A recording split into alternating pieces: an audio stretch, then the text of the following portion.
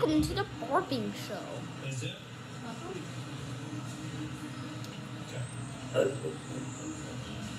We're gonna have a female come search you. Okay, just go ahead and step out.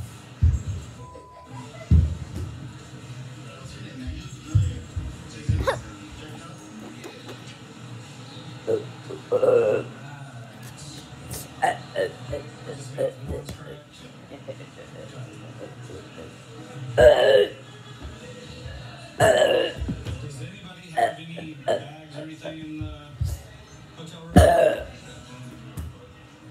All right, suspects, they got a tip here.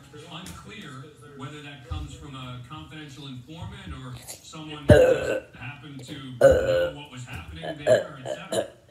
Right, and from what I understand, they knew that somebody there also had warrants, and, I'm assuming that's the guy that came out the door. I don't know that. But they can't search the room for evidence, obviously, without a search warrant. But that being said, if they saw something indicative of drug sales and detained the people at that point, deem it safe, they would search the room. Good points there.